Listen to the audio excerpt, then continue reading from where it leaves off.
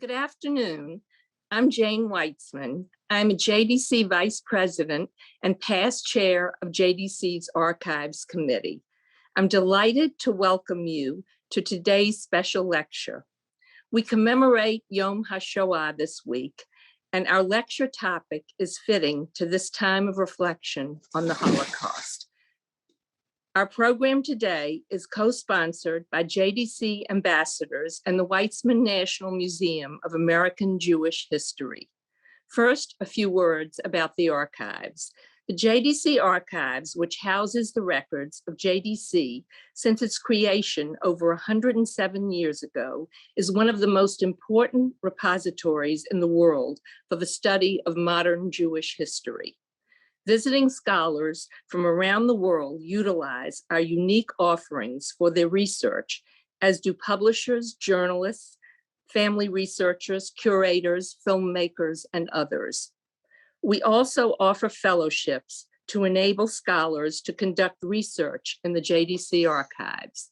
Our speaker today, Dr. Jonathan Sarna, is university professor and the Joseph H. and Bell R. Braun Professor of American Jewish History, as well as the director of the Schusterman Center for Israel Studies at Brandeis University.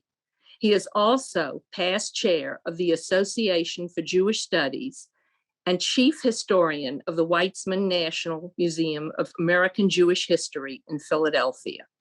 Jonathan is a JDC board member and serves on JDC's Archives Committee. Dr. Sarna is the author or editor of more than 30 books on American Jewish history and life. His American Judaism, A History, won the 2004 Everett Jewish Book Award of the Year from the Jewish Book Council. His most recent books are Coming to Terms with America and with Benjamin Chappell, Lincoln and the Jews, A History. The title of his lecture today is Reevaluating the Role of American Jewry During the Shoah. Our format is that the guest speaker will speak for about 45 minutes. He will then entertain questions. Please note that your microphones are turned off, and we will take questions via the Q&A function. You can send us questions at any time during the lecture. Jonathan will now start. Well, thank you so much, Jane. And really, it is a delight to be with you all. I want to begin by thanking Linda for inviting me and really for mounting a wonderful series of online programs over the past year. And let me thank Isabel and Abra for handling all of the arrangements today. And of course, I'm deeply honored that my friend Jane Weitzman is chairing this event. If we can, Abra, let's start the PowerPoint. Holocaust scholarship, as many here know, has generally been critical of the role of American Jewry during the Shoah. Next slide, please. So, for example, the Holocaust Resource Center of Yad Vashem, a very important online source, reports, you can see some of it on the screen, that Jews living in the United States were not prepared to confront the threat to the Jews of Europe. And it goes on to explain that many Americans were new immigrants or the children of immigrants and reluctant to stand up with confidence to their government. They were unable to unite. They had, it says, a numbing fear of the anti-Semitism that existed in the United States at that time. And as a result, and you can see that in yellow, they were ineffective at rescuing their Jewish brethren in Europe during the Holocaust. And that is really, I think, established wisdom on the subject. And there are, next slide, please, really a large number of other books and articles and curricula that reach similar conclusions, beginning with a bestseller, I believe excerpted in the New York Times, published in 1968, entitled While 6 Million Died. And this really was the first major volume to alert American Jews to some of what the government did not do and perhaps might have done to save Jews during the Shoah. And then a whole series of other volumes have appeared. Next slide, please. All the way down to the present. This, of course, is not all of them, but the 6 books, I think, give a sense of the literature, and many of them emphasize themes like inaction, indifference, ineffectiveness.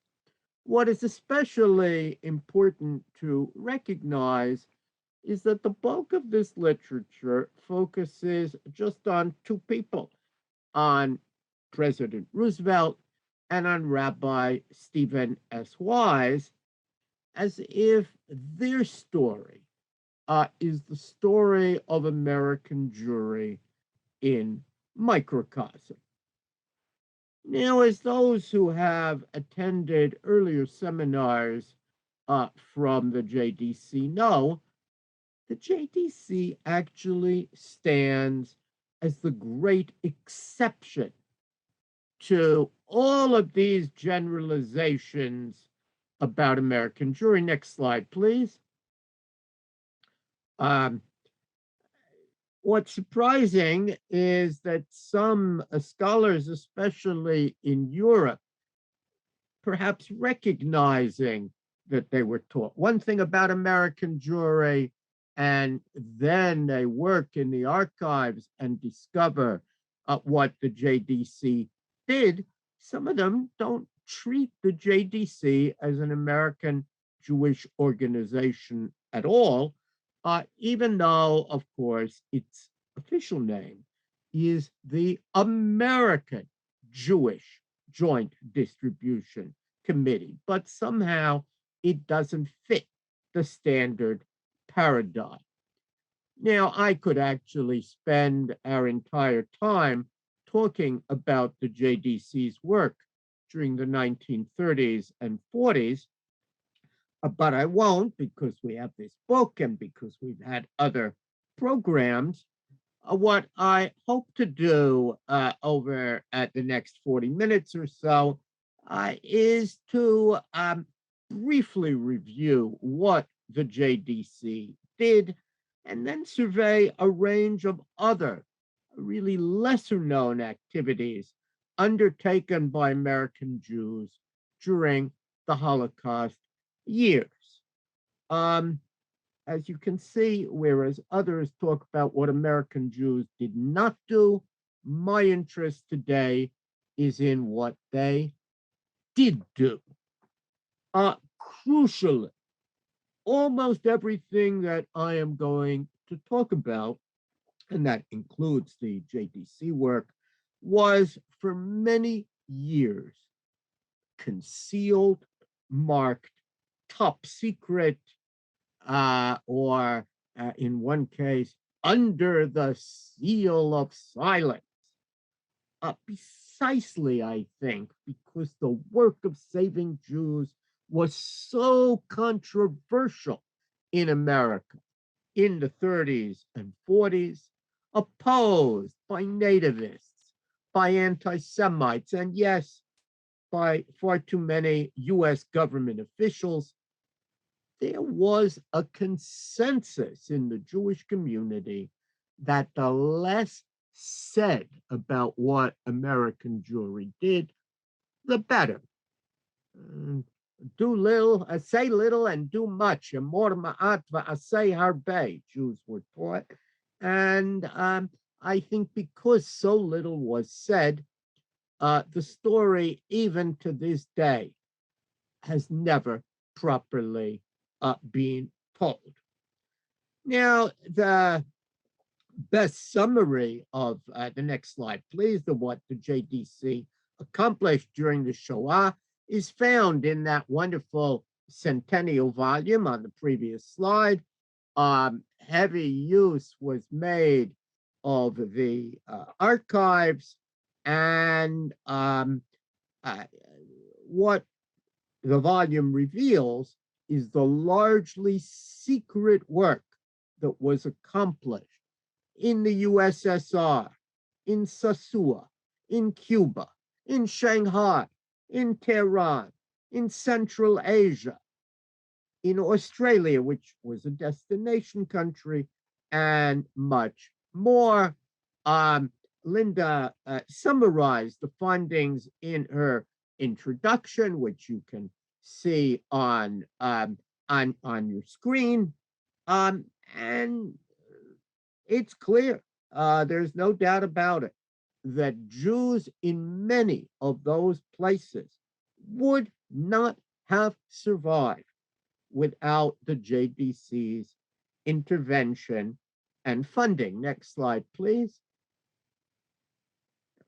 What you see here is the soup kitchen in Shanghai, operated by the JDC, where JDC staff served the refugees. I invite you to notice how well dressed the refugees were. The staff of the JDC is wearing aprons and uniforms, but these Jews all dressed up for dinner, as they had for much of their life. And the JDC sought to preserve the dignity of these refugees, even as so many of them had become objects of charity. Of course, today we're seeing the very same thing with refugees from the Ukraine. Now, next slide, please. The JDC was by far not the only American Jewish organization that was working at that time to save Jews. There is an important new book that details the work of the Jewish Labor Committee. The Jewish Labor Committee, which as its name implies, had a special interest in workers, in socialist leaders, and really was committed to the world of the Jewish unions. It cooperated with the JDC, but its goals were different. It had a special interest in saving workers and socialist leaders. It also, and this was a secret until very recently, when a book, actually it's on the next slide, that book appeared, we discovered that it worked to provide weapons to the underground. If you wonder how the Jews in the Warsaw Ghetto were able to fight back with weapons, some of those weapons came from the Jewish Labor Committee. That was, by the way, not something that the JDC would have done. This book, translated from the French, details the remarkable and absolutely secret activities of the Jewish Labor Committee and reveals more than we knew before about those whom it managed to save and in some cases bring to the United States, and shows that the Labor Committee was willing to violate laws about transferring funds to enemy countries so that it might be able to assist Jewish underground forces. You can't read about the Jewish Labor Committee and then glibly generalize about inaction, indifference, ineffectiveness. Next slide, please. At the other end of the religious spectrum sat what they called the Vad Hatzalah, the organization established in late 1939 by the Agudat HaRabbanim, the Union of Orthodox Rabbis, led by Cincinnati's Rabbi Eliezer Silver. Now, initially, this organization worked to save rabbis and yeshiva students, especially in Lithuania, where Silver himself was from. But later, as the magnitude of the tragedy became clearer, the Vad broadened its mission.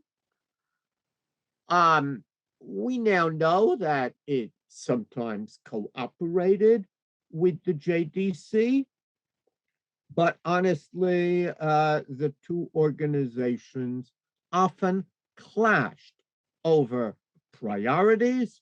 The JDC refused to prioritize Orthodox Jews as the Vad Hatzalah wanted it to do. They also clashed over whether strictly to adhere to American law and American regulations. That was very important to the JDC, or whether you might circumvent those rules and regulations in order to save lives. In Hebrew, pikuach nefesh. That was very much Rabbi Silver's view. Prioritize saving lives, the rules not so important always. Now, the Vad, sometimes with funds from the JDC, and astonishingly, sometimes with funds from the Jewish Labor Committee. It turns out they cooperated more than one might have believed because everyone wanted to try and save whom they could. And the Vad Hatzalah managed to save hundreds of rabbis and students whom it transferred to Shanghai. We just saw that picture, to Soviet Asia. There is a very important book by Ephraim Zuroff, but it's not a complete history. Some will recall, for example, the work of Renee Reichman of the famous Canadian family. She was sitting in Tangiers trying to transfer support and aid to Jews even in concentration camps. Perhaps the most famous activity that the Vad Hatzalah championed, working with Peter Bergson and others, was a famous march, next slide please, on Washington, the only Jewish march on Washington dealing with the Holocaust, begging officials to rescue Jews. This took place just before Yom Kippur of 1943. The man at the center in the beard is indeed Rabbi Eliezer Silver. These were some of the most notable rabbis, Orthodox rabbis, we might even say Haredi Orthodox rabbis in the United States. Next slide, please. A fourth organization that we are now learning a lot about is the World Jewish Congress. Professor Zohar Segev of the University of Haifa wrote a very scholarly book based on the World Jewish Congress papers at the American Jewish Archives in Cincinnati. And first of all, it shows us that notwithstanding the word world, it operated as an American Jewish organization. Much of the funding came from America, and although it had some important offices abroad, it was American, heavily influenced and led by Stephen Wise, who also worked with the American Jewish Congress and led it. But what is particularly important in Zohar Segev's book is that it shows us that much more than anybody knew before those papers were opened, the World Jewish Congress engaged in covert activities. He writes that it promoted the founding of a Jewish state, and in that respect was different from the other organizations I've mentioned, and it worked on the rehabilitation of Jewish life in the diaspora.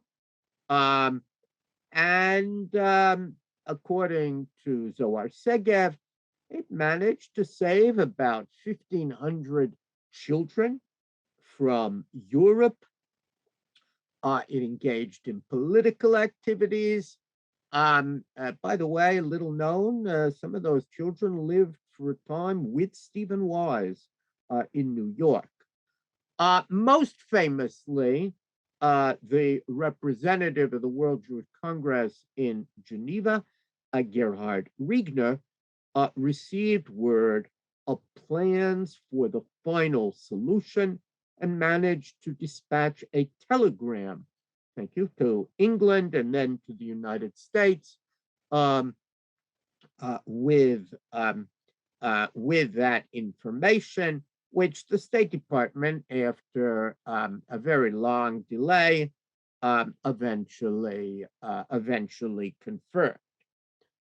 This is one of the most important documents, really, and horrific in American Jewish history, with the plan of the final solution, which had been decided in Germany secretly at the Wannsee Conference, and it was passed on.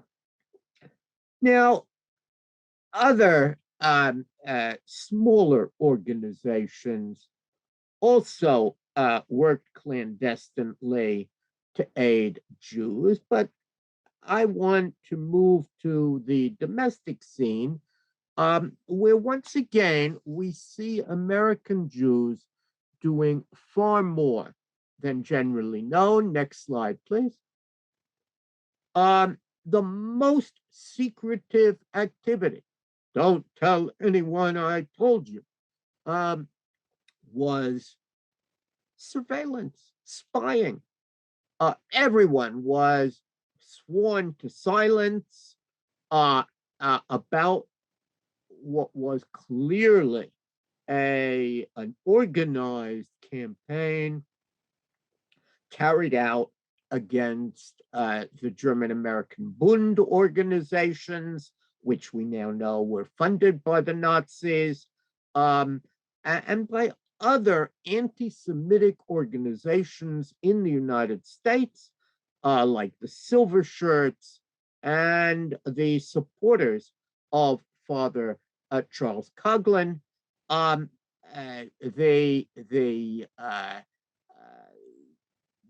We know that there were Jews who looked German or knew the German language natively, who passed as Germans and would take very careful notes on what was going on and who was present and so on. Very recently, within the last year, the Leo Baeck Institute acquired the papers of a New York librarian named Florence Mendheim. And Florence Mendheim was a woman spy. She was a librarian by day but she spent her nights attending Bund activities, occasionally sort of dating some of those folks. And she writes in her private notes how horrific it was, um, and gives us a kind of depth of what it meant to be part of this surveillance network.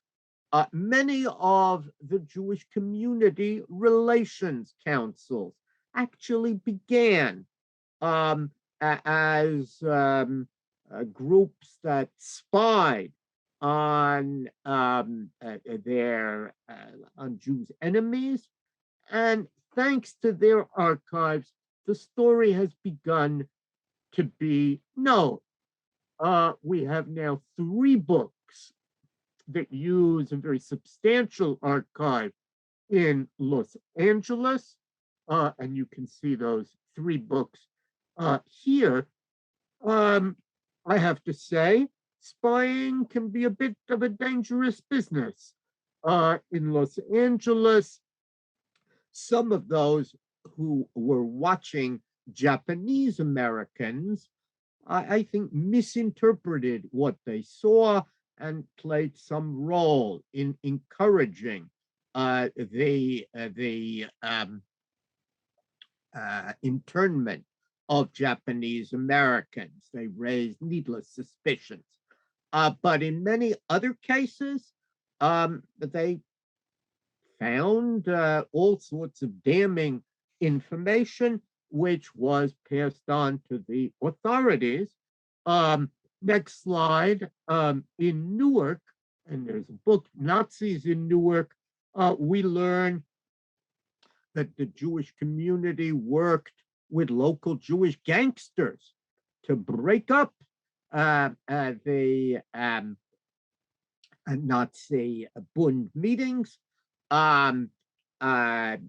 In Cincinnati, it turned out that the leader of the German-American Bund, whose name was Walter Kappa, later was involved in a plan to train saboteurs to land on American shores. One is rather happy that there was surveillance.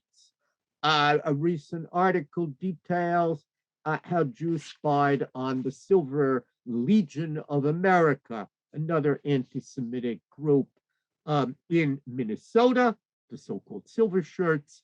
And just this past year, a wonderful and very well-written book by Professor Charles Gallagher of Boston College details how Father Charles Coughlin was and his supporters were spied upon in Boston. Professor Gallagher, among many other things, was able to use papers in the Jewish Community Relations Council to show how Jews uncovered the Nazi ties of the great radio priest, eventually silenced by the Vatican. Others too are known to have spied. Florence Mentheim, whom I mentioned, worked with the American Jewish Congress. There's evidence that the Anti-Defamation League similarly had people who were engaged in surveillance.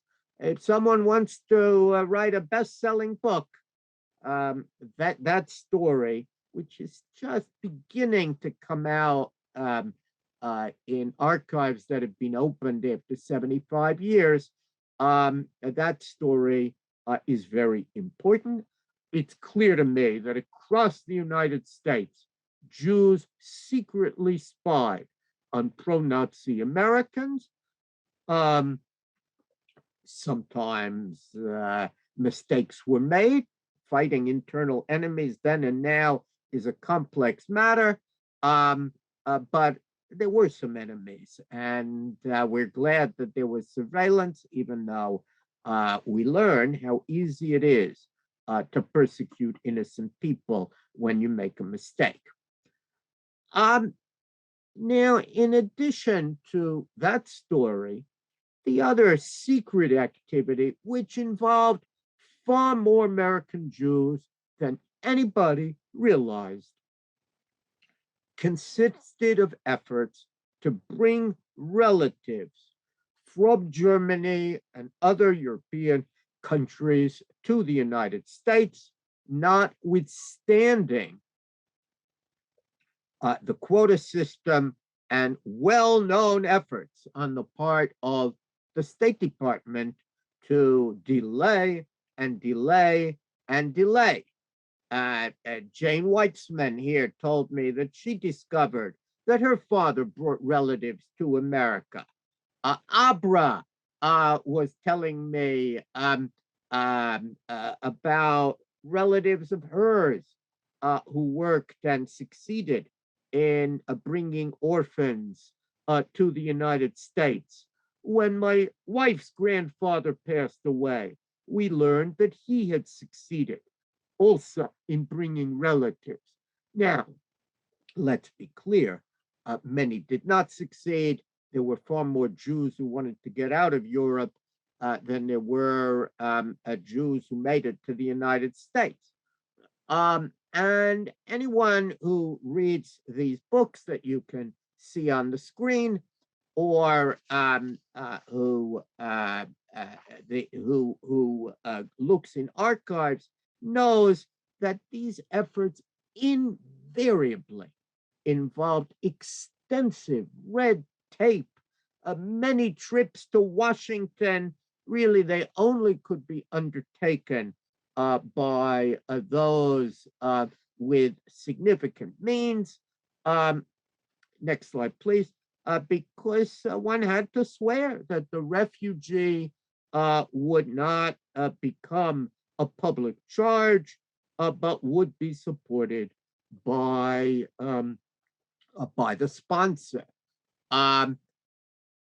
One of the most interesting stories that has not been told is really found in the autobiography of Leo Jung, who tells us that some of his members, he was the rabbi of the Jewish Center in New York, a prosperous synagogue, provided 1,176 affidavits and saved 9,000 Jews.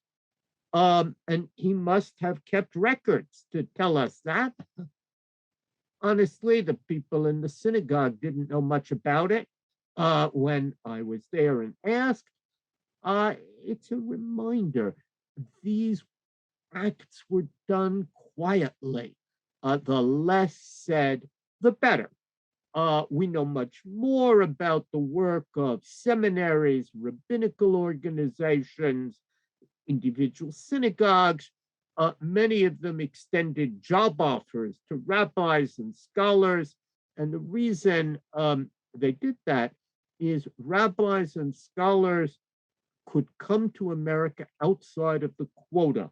There was something called the ministerial exemption, and they could come in as long as they had a job, and jobs were therefore created for them, which saved many scholars, perhaps most famously Abraham Joshua Heschel. In addition, another story that has really never been written is the story of the Jewish sub-economy that was created in the United States. A vast number of kosher bakeries and other Jewish shops were established to put these immigrants to work and to try and make sure that nativists and anti-Semites would not be able to say, oh, these Jews stole our jobs. This was still the Depression. And the answer was, no, don't worry. They're only working in the kosher food industry. They're not taking anybody's job. But in all of these cases, the goal was to avoid publicity because it was understood that if people knew what was going on, the regulations would be further tightened. Let me just show the next slide, which should be, yeah, this is an example of an affidavit, and it was legally binding. You would guarantee that you will receive, you will take care, that the person will never be able to be a public charge. In other words, they would never get on welfare or require local or state or federal assistance. Um, it really wasn't welfare, but there certainly were needy people and no one wanted to add to them. And interestingly, you also had to promise that, although it never was tested, that the folks you brought would attend public school. The goal was to make sure that there would not be child labor. And these were the kinds of affidavits that had to be filled out, and you then had to prove that you had the means to take care of the individuals that you wanted to save. Um, so, as I say, several 100,000 Jews made it to America this way. Far fewer than wanted to come, but it's a big number, and certainly a much bigger number than many in Congress wanted.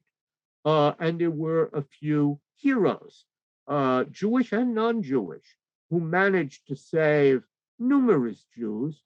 Only a few of their stories have been published.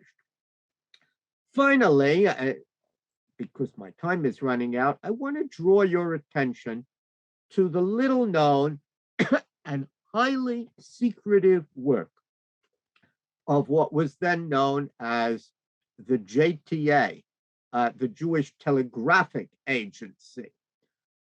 The JTA had a problem, and the problem was the name Jewish. The allegation was it was too parochial, and many newspapers, including the New York Times, refused to take its stories, arguing that it had a special interest. Nevertheless, Jewry, the head of the JTA, the great Jacob Landau, understood that Jews were able to find information and that this information, this truth, was central to overcome Nazi propaganda. Perhaps today, when we see Russian propaganda, we understand why he was so eager to get the truth out. And so, what he did is set up a secret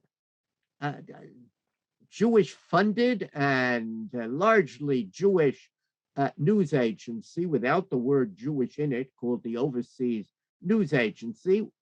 The funding came. Much of its work was clandestine, and almost all of the papers were burned. But it was able to, first of all, get reporters in places where JTA reporters never would have been admitted.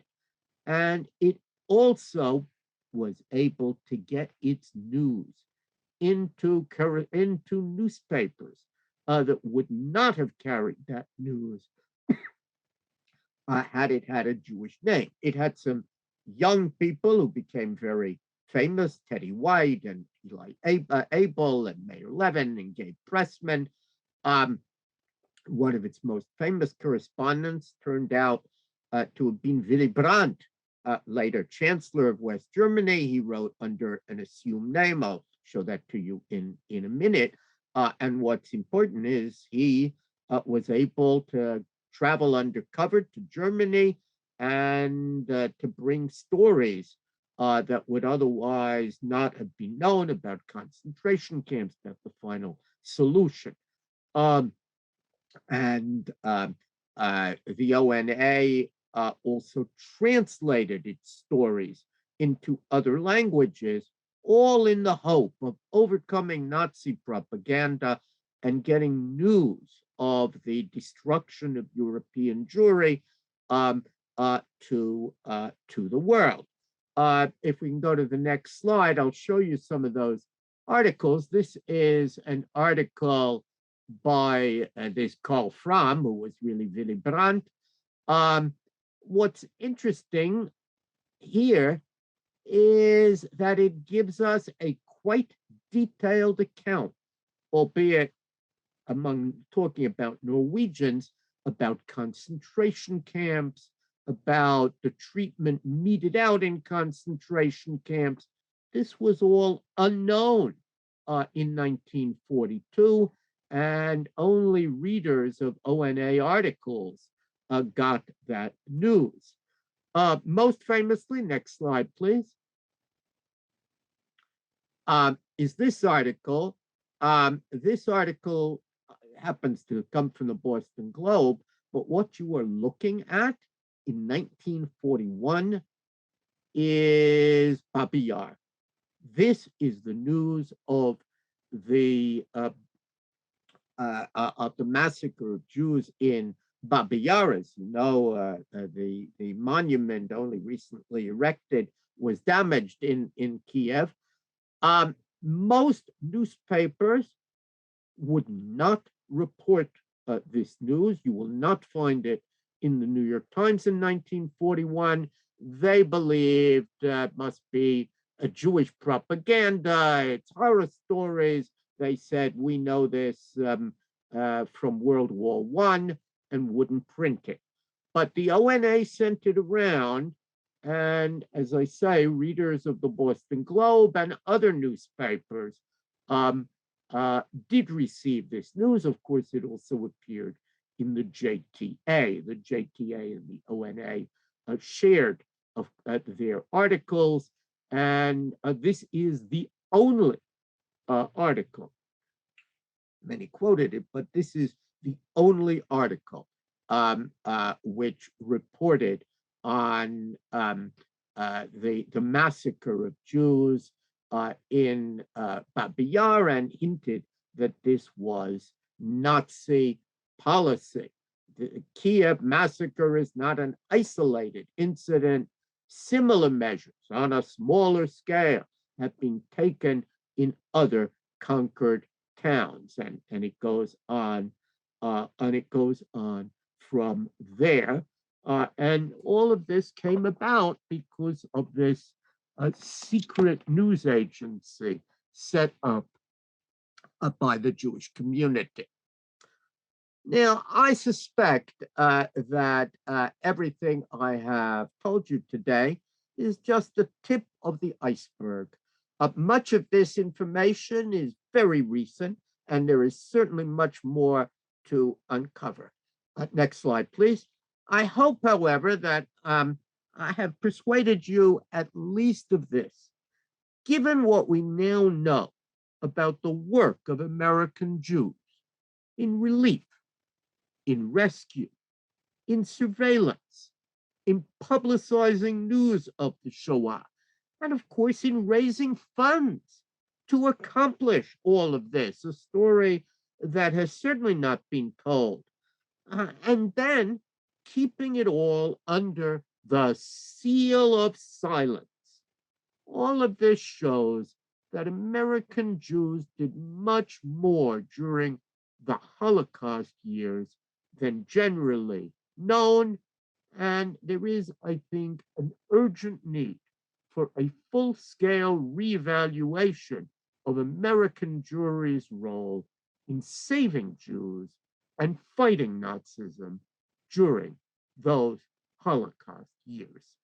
Thank you very much, and I'm happy to take questions.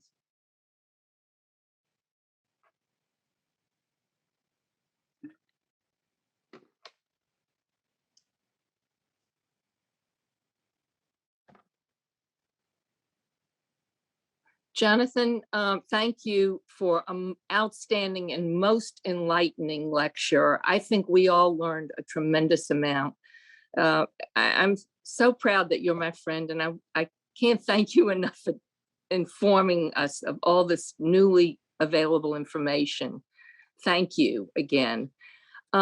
We have a question here. Is it true that American German Jews, here for at least 1 or 2 generations, often more, avoided helping or refused to help Eastern European Jews trying to escape the Holocaust, not wanting these lower class Jews here? So, in a way, we're talking about a lot of people and you can't generalize. Were there German Jews even earlier who did not want East European Jews? We certainly know that. I think you find much more of it early in the 20th century than in the Holocaust years. But as I say, you also have people who worked very hard to save their fellow Jews. After all, the JDC was full of people with very important German Jewish background who worked very hard. And of course, in government, Henry Morgenthau had wonderful German roots, but few people, I did not, because others have written about that chapter, I didn't talk about him, but a few people saved more than Morgenthau through what he set up. And I'm not sure we want to generalize. I think, as in most cases, you can find heroes and you can find villains. And maybe the lesson on Yom Shoah is how do we train people so that when the time comes, they are among the heroes rather than among the villains. Thank you. Here's another question. You showed the title of a publication from 1939, The Response of Orthodox Jewry in the United States to the Holocaust. When did the word Holocaust start being used? Yes, that's a wonderful question. It certainly was not used in those days. My teacher, Leon Jick, wrote an article on that subject, and it's really mostly in the 1960s that the term is used. There were lots of people who had other words. A famous word was Churban, as if the destruction of the temple, the same word should be used for the destruction of Jewry, the Churban. And you find a variety of other terms. But Holocaust, you can do an interesting thing if you go to a library catalog and look up Holocaust. You will find that pretty well the last book about the Holocaust that had nothing to do with Jews or Europe was a book on the Coconut Grove fire in Massachusetts, in Boston area. Terrible fire, and because Holocaust literally means burnt offering, the book's title was Holocaust by a man named Benzaquin. But no book after that, to my knowledge, in America used the word Holocaust except to refer to the Shoah. Over time, there was a movement to replace the English word with a Hebrew word. Now, the Vatican has supported that idea. And of course, the word Holocaust is sometimes used to this day in Bible commentaries to refer to a burnt offering given in the book of Leviticus. But it wasn't known at the time. And the idea was the destruction of European Jewry. Jonathan, who were some of the other Orthodox rabbis who marched on Washington in 1943? That's a wonderful question. We now very recently, and you can find a long list. If you go to Professor Raphael Medoff's website, which is the website of the David Wyman Institute, he found a document which lists the rabbis who were promising to come. It doesn't, of course, mean that every one of them made it. And there were rabbis who came even though they hadn't promised to come. But that's the best list we have. It's quite a substantial list, which is why I'm not going to start naming names, because the list has dozens and dozens of names. There are some questions about the list. For example, there is the name Abraham Heschel. And some people think that's Abraham Joshua Heschel, then in Cincinnati. And some people say, no, that's a relative of his, who a very famous Haredi rabbi, who's Abdarav, who's also was named Abraham Heschel. So there's some questions. The Boston Rebbe claimed that he had been there as a young man, Levi Yitzchak Horowitz, but he's not on the list. So anyway, I'm sure that one could do interesting work analyzing that list. It's also reprinted in a book that Medoff and Golinkin published that tells the interesting story. I didn't have time to talk about it, about students at the Jewish Theological Seminary and what they tried to do during the Holocaust years. Once again, a little story. There weren't that many students, but a reminder that those who really paid attention to the news felt we have to do something and searched for what they could do. And the less said, the better. Here's a question. Have you found any evidence of Hollywood Jewish moguls' efforts to save or assist European Jews? Yes, if you go and read those books, especially the first two about Hollywood spies, and then Stephen Ross's book, you will find that some of the Hollywood moguls secretly gave money, and some of those same people would not show films about the destruction of European Jewry or what was going on to Europe's Jews in Germany. They wouldn't show the films because they feared, that will destroy our business in Germany. And in the 1930s and early 40s, they were worried about that. But quietly, some of them turn out to have been willing to fund surveillance and other efforts.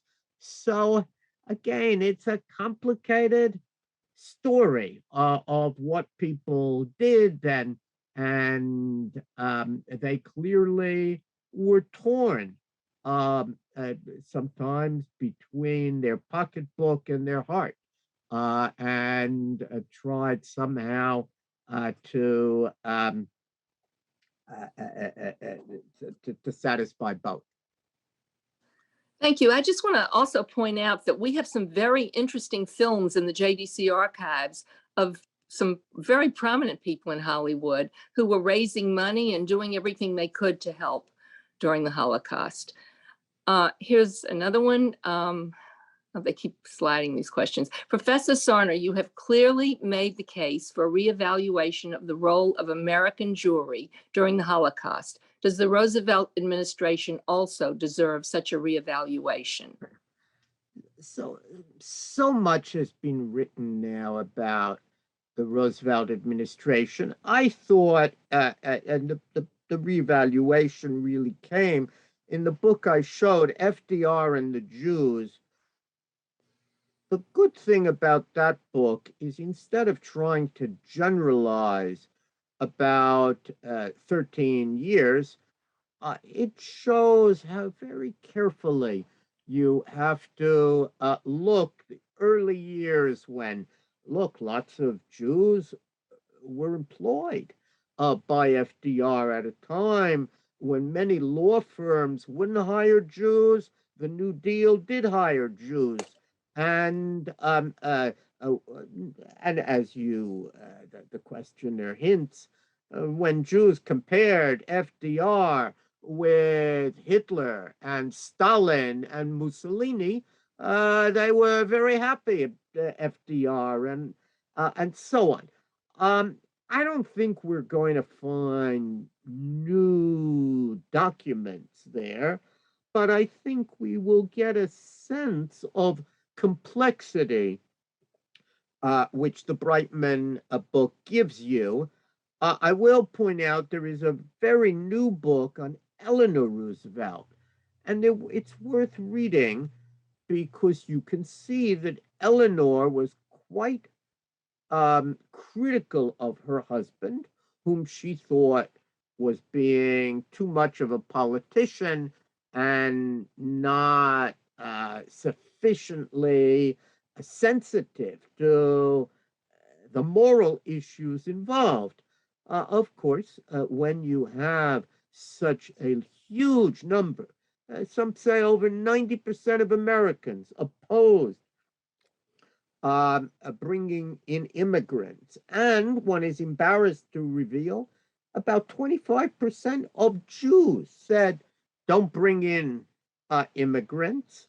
It's hard in a democracy for a president to overcome that.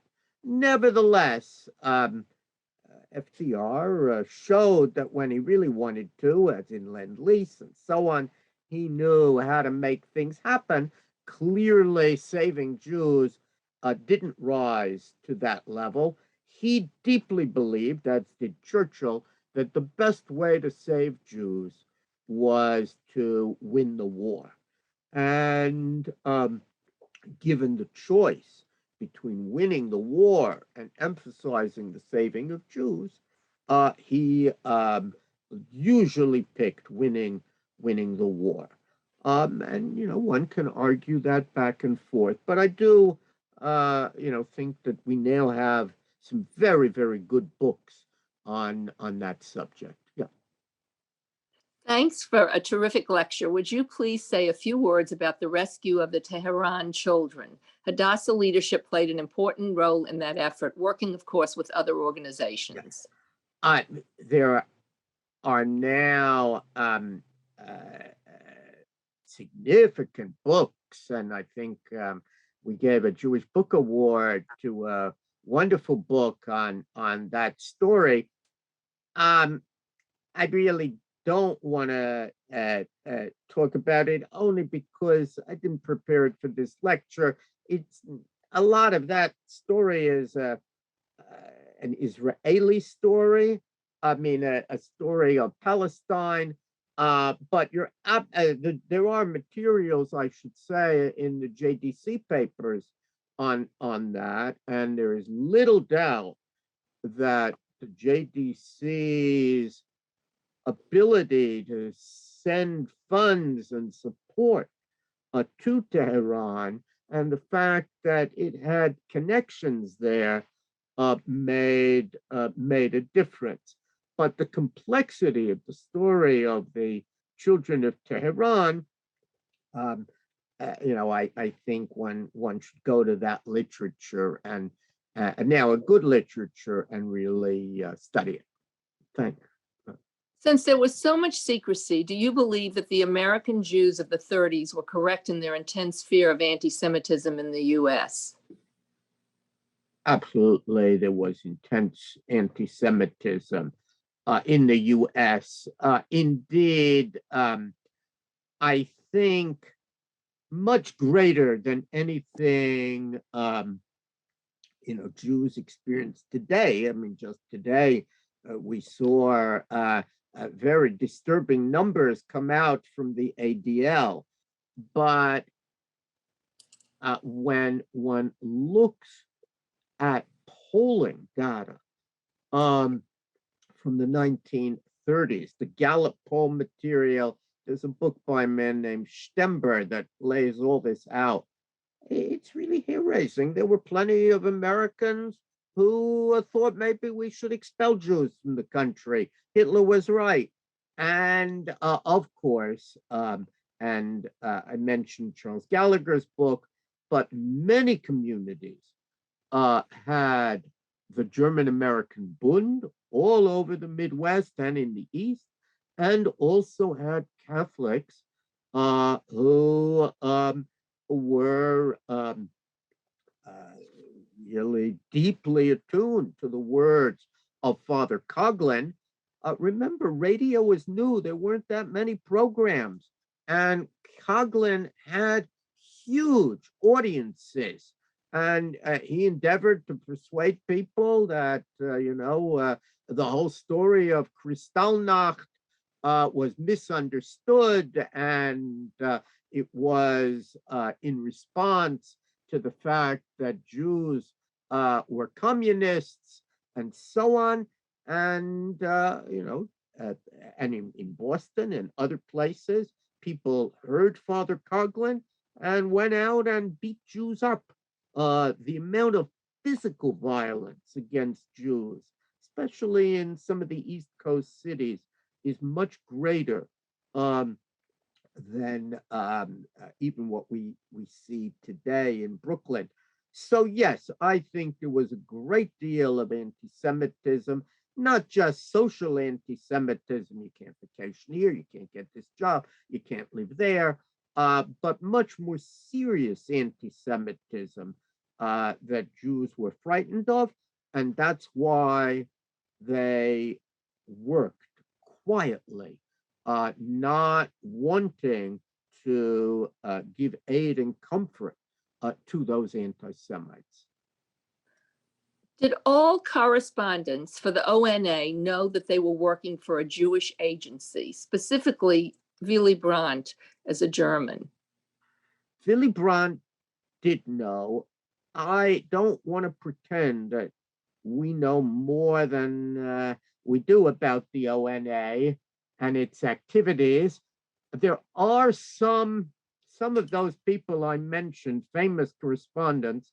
If you look up their autobiographies, they talk a little bit about ONA, and they did know because Jacob Landau would interview them. Whether everybody knew, I don't know the answer to that.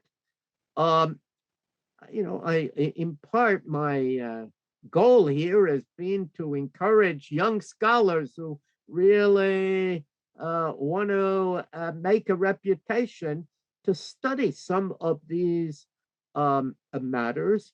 And unfortunately, Jacob Landau didn't make it easy because whether deliberately or accidentally, so many of his papers burned. But I do think more could be learned about the ONA. There was a very nice article on Jacob Landau and his broader work on the Jewish Telegraphic Agency in the Leo Beck yearbook a few years ago. I know that the JDC cooperated with the American Service Committee. That may be the American Friends Service Committee, but he didn't include that, and the Unitarian Service Committee in rescuing Jews from Nazi Europe. Did the JDC or other Jewish groups also cooperate or receive support from other American Christian groups that you know of?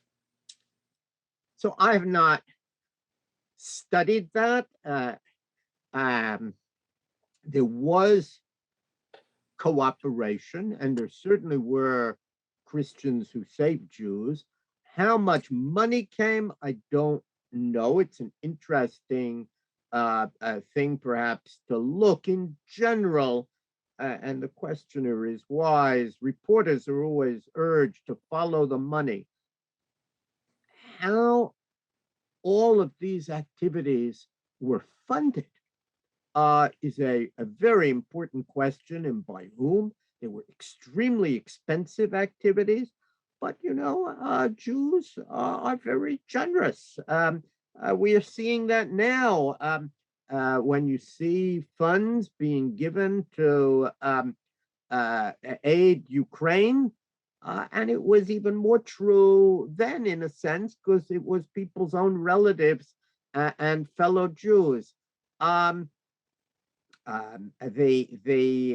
of course, in Ukraine, huge amounts of money being given to the JDC, to Chabad, to a series of other organizations to aid Jews as well. But in any case, the short answer is I don't know, but my sense is that there was a lot more cooperation than we realized. So, for example, much has been written about Vivian Fry, and it turns out he probably couldn't have done what he did without the Jewish Labor Committee. The two of them were working very closely. They had parallel aims.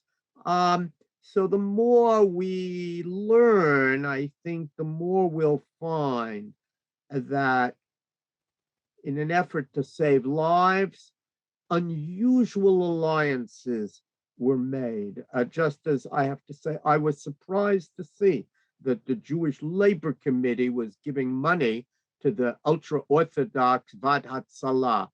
But, somehow or other, they saw them as significant rabbis and fellow Jews, and were willing to help if they could. The anti-Semitism of the U.S. State Department, spotlighting Breckinridge Long, is well known. Please comment on this key part of your discussion. Yeah, no, it's absolutely well known. I did when I said that the goal was delay and delay and delay. That's a direct quote from Breckinridge Long. He urged consular officials to find any excuse not to admit Jews. There is really an amazing letter that President Morgenstern of Hebrew Union College, who was trying so desperately to bring scholars, and he wrote maybe to the Secretary of State, telling him about the delays and obstacles and promises unkept. You can really see him venting. It was published by Professor Michael Meyer in his wonderful article on the rescue of scholars. So I am very glad that the listener reminded. I mean, everybody knows that the State Department was full of anti-Semites, and there's no other word for them. Those were people who didn't want to admit any Jews and who tried their best to cover up, even tried to cover up what was going on in Europe. There's at least one State Department document which suggested, Hitler really is part of the moderate faction in Germany. That was back in the boycott. Maybe we shouldn't come down too hard on poor Adolf. There are more extremists, and you get a sense of how many people misread the situation, and maybe willfully so. And honestly, Joseph P. Kennedy was the father of President Kennedy, was one of the people who both was more pro-German and more anti-Jewish than we comfortably remember. Someone who's a child of survivors wants to know why you think it's so important to review the facts now. Well, I mean, I'm a historian. That's my sense is that, it's important for a full story to be known. And honestly, I think when some of these stories are known, they can serve as inspiration to young Jews.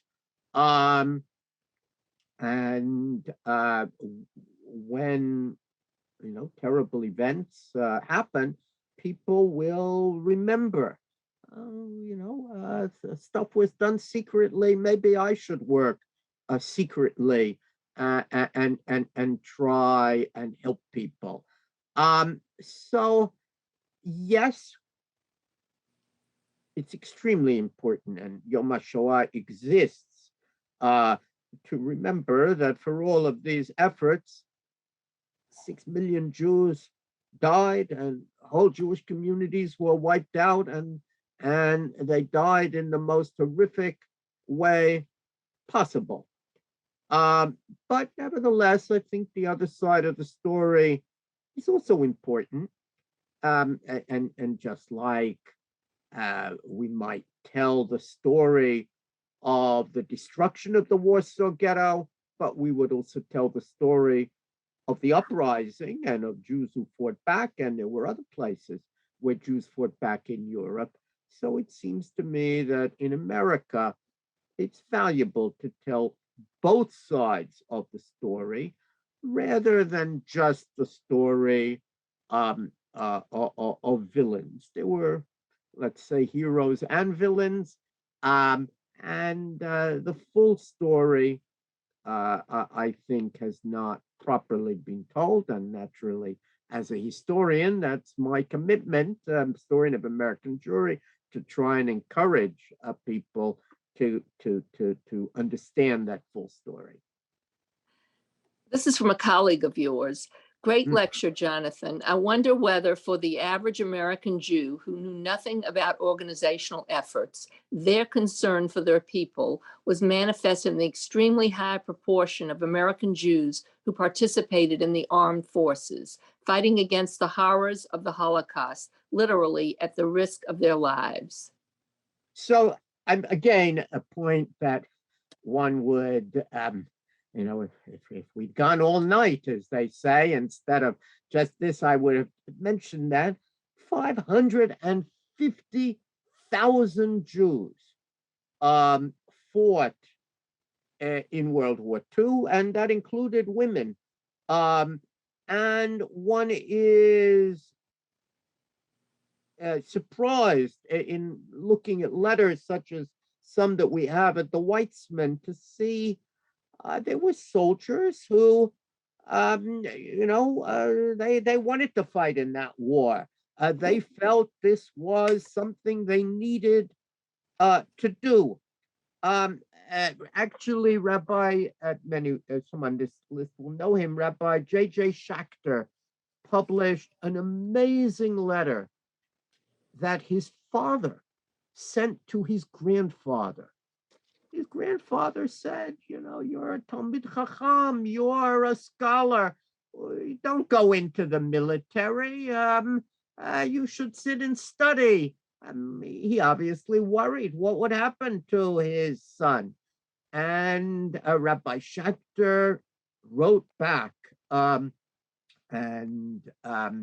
a way that not everyone would write to a parent, explaining in great detail why he felt he had to fight, and why he even felt it was mandated by Jewish law that he do so.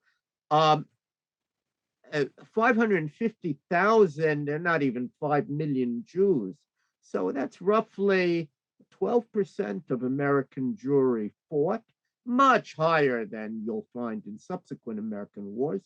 And the questioner, who I think I know, is quite right that that is a tremendous contribution and the fact that there were Jews in Europe at the time when the concentration camps were open made a huge, huge difference. And we know, and again, it's only now coming out, some of the Jewish chaplains. The chief chaplain was Rabbi Judah Nadich, later the Park Avenue Synagogue, did lots of secret work helping survivors get to the land of Israel, working with the so-called secret Aliyah at that time, and also keeping the survivors alive and getting them supplies and so on. So it made a huge difference. It's a very different story. Some of that story, I have to say, is found in a wonderful film, G.I. Jews, which I encourage people to see. There's also a book, but there's a lot of new material and memorable material in the G.I. Jews film, which tells the story of Jews in World War II. Jonathan, we have to wind up, so I'm going to ask you to give a one-word or two-word answer to the next question, which is, what is the name of the new book about Eleanor Roosevelt and her criticism of FDR's handling of issues? If the questioner will email me, sarna@brandeis.edu, I'll send you the details. Okay, and we have two questions left. One is if you could just briefly comment on the efforts of Stephen Wise, and does he also deserve reevaluation? And then is it true that there were Jews who didn't really know what was happening until the news broke?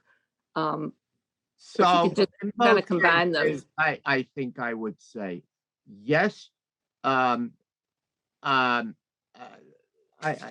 think anyone who reads the papers of Stephen Wise will see how distraught he was, and the truth is that he worked night and day. He was one of those who was trying to collect money to aid Jews, which, by the way, was at the expense of his own Jewish Institute of Religion. A new history of the JIR by Rabbi Shirley Idelson. Wonderful book will be out very soon, and one can see that. I think, just let me say about Wise, we need to remember there's a difference between being wrong and being wicked. I don't have any doubt that Stephen Wise made mistakes. So do you and I. I do not think Stephen Wise was wicked. I think he was trying very hard, but he over-relied on FDR. But there were other views of that. And again, Professor Medoff's work gives a somewhat different story there. I've now forgotten, but the other also, or what was the other? The other one was, I've taken down the question, but it was, were there Jews who really didn't know what was going on? What did people know?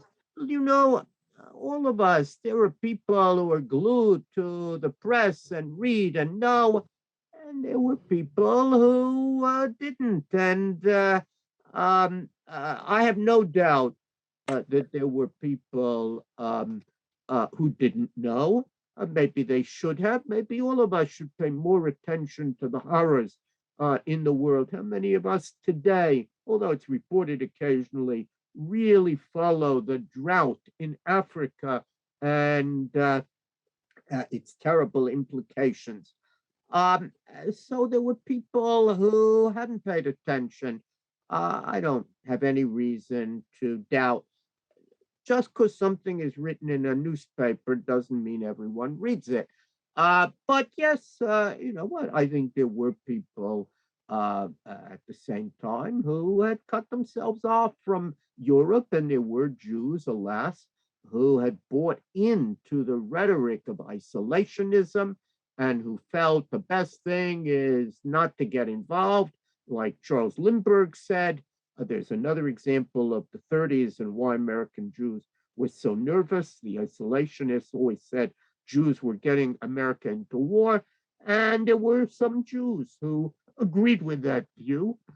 Um, it would be surprising when you have almost 4.8 million Jews at that time if some of them didn't have unfortunate ideas. But I think by and large, American Jews and certainly American Jewish leaders, and certainly by 1943, understand the horrors. And this was the bleakest moment in Jewish history, and many understood it. There's also, and I'll close with this, a new book of sermons delivered in synagogues in the 1930s, and it's about 1,000 pages long, but it's perfectly clear that many Jews who went to synagogue heard thundering sermons about what was going on in Europe, and they would have heard about it then. And those sermons too are only now becoming available in archives. So there's certainly a lot of books to read, and what we need is bringing all of that material together and writing a more comprehensive, perhaps more balanced history of what, as I say, one of the bleakest periods in Jewish life and American Jewish life, but also a moment when there were more heroes than perhaps we realized. Thank you again, Jonathan. I hope that you all enjoyed our program today as much as I did. I want to extend our gratitude to JDC ambassadors and to the Weizmann National Museum of American Jewish History for co-sponsoring this event. I also want to thank Linda Levy, Isabel Rohr, and the rest of the JDC archive staff, all of whom are so knowledgeable. Our next webinar will take place on May 10th. JDC Archives Fellow Sandra Domer-Grunick will give a lecture on Bolivia, a forgotten refuge during the Holocaust Jewish immigration from 1937 to 1941. You can register for it via our JDC Archives Facebook page and the link in the chat. We hope that many of you will be able to join us.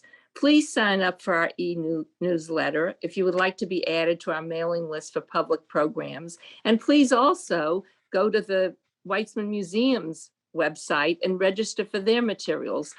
Between the two, you'll get some wonderful, wonderful lectures and events. Thank you all.